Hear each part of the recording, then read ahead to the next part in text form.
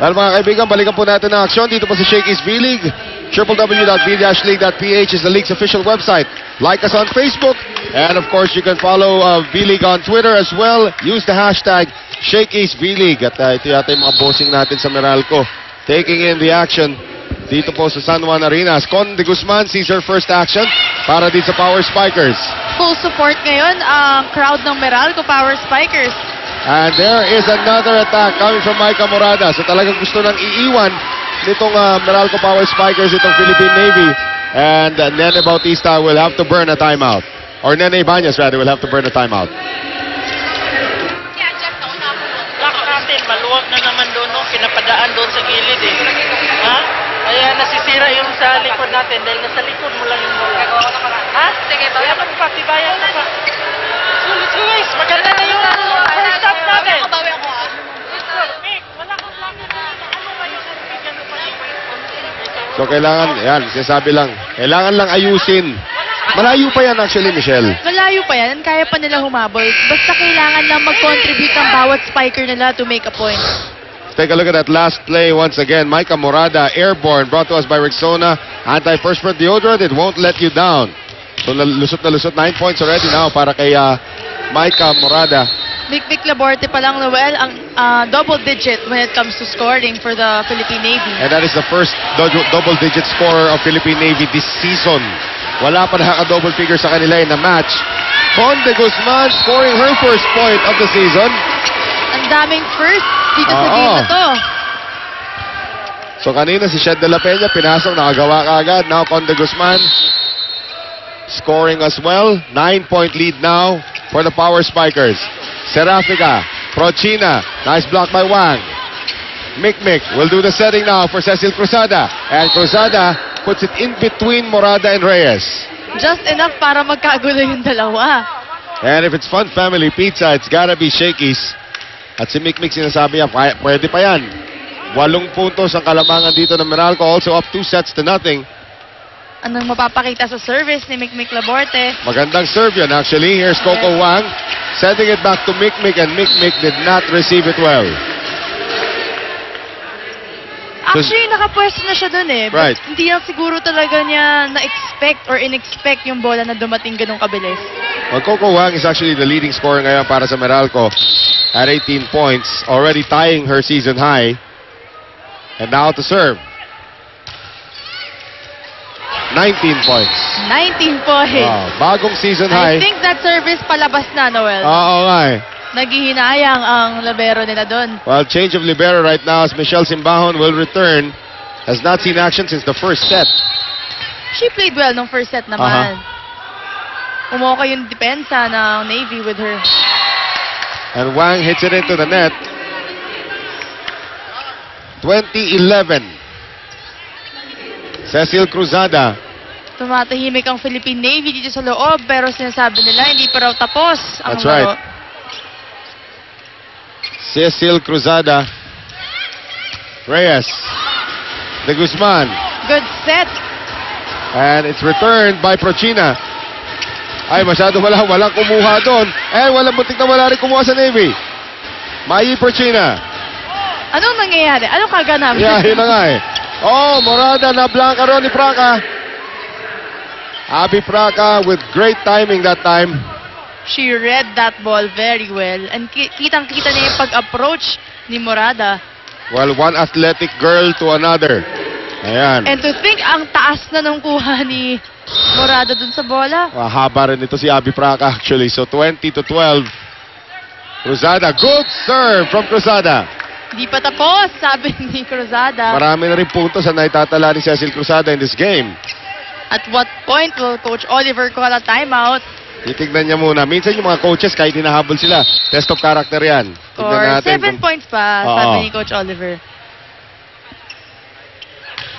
Cruzada once again. Reyes this time gets to it. Jose, quick set, penetrante. Lusot kay Nebrida. Hindi natin masyado narinig ang pangalan ni Owano for the past set. Yep. But she contributed siguro sa mga power tip niya, Noel. Oh well. Mga... Uupo na. Ito si M. Papasok na si Zar Velez. The 6-footer from the College of St. Benilde. Con de Guzman. And muntikan ng ma-overreaching na si Janet Serafica. Velez turned back by the net and by the presence of Abby Praca. Good defense coming from the net dito sa Philippine Navy. Oo. At so, sabay-sabay na nagpapalitan. Isang dati magkabot pa kayo nito. Camille Cerveza. Wait lang daw, sabi ni Ng ating second referee. Excited si Camille pumasok. papalitan natin yung referee. A And lot of laughter giving That's life right. dito sa San Juan Arena. Camille Cerveza, the former LaSalle Lady Spiker, And gets the service an ace. ace. Kabot pa kayo ni Camille? Yes, nag-abot naman kami. 1 year kami nag-abot maglaro, but alam ko may isa pa siya taon pero hindi niya nagamit. Graduate na po siya. Yan ang isa sa mga specimen din na hindi tumaba after her college years, like Micah Morada. Pero ito naman kasi si Camille Cerveza, nasa lahi talaga nila. Yeah. Time out again for the Philippine Navy. They are down by 7.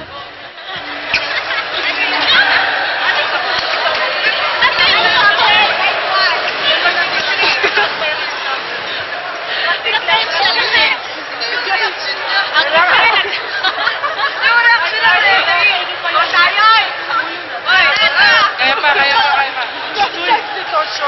pa. Kailangan din mag-receive, ha?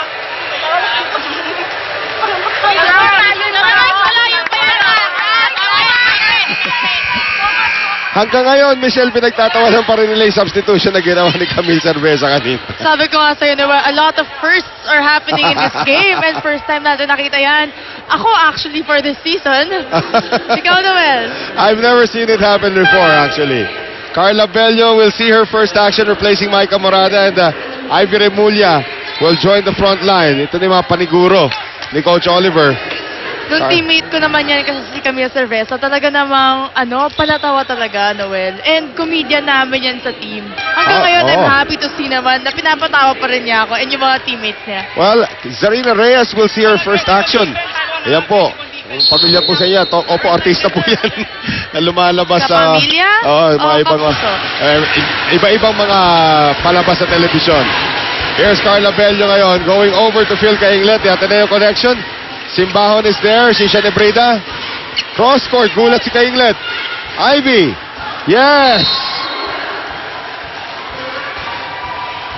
Ivy Remulla getting that cross-court hit. 23-15. Hindi ganun kalakas, pero just enough para bumagsak sa harapan ng depensa. Gulat na gulat din po si Camille Cerveza. 23-15. Carla Bello. Will Meralco Noel win their first three-setter? Pinuhay ni Simbahon, hindi pa daw But they're ngayon. all on the floor! Zarveles scores her first point of the season.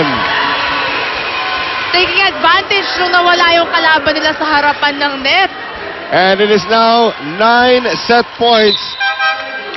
And there will be a substitution here. Papasok na si Roma Hofilenya seeing her first action of the season. Tama sila mo, maraming first. Axel is the official outfitter of the Shake East V-League. 9 match points now for the Power Spikers. Cainglet checking out for today's game. That's right.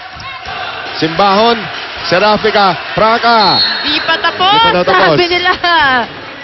So 24-16, baba sa 8 kalamangan ng Meralco. They only need 1 point. Happy Praca. Kita mo, puro bata na pinasok dito. Yung pinakamatanda na dyan, si Serafica. What will they do? Bello, Velez, free ball. Simbahon, Serafica. Nandun naman ito si Ofilenya. And Velez ends it. Zarveles. Wonderful play. Nagbigay ng unang 3-set win para sa koponan ng Meralco Power Spikers at the expense of the winless Philippine Navy. Medyo roller coaster yung first 2 sets natin, but eventually the third set, the Power Spikers prevailed. Dominated talaga ng Meralco yung third set. That is the correct word. As our shaky play shows Zarveles putting it away for Meralco.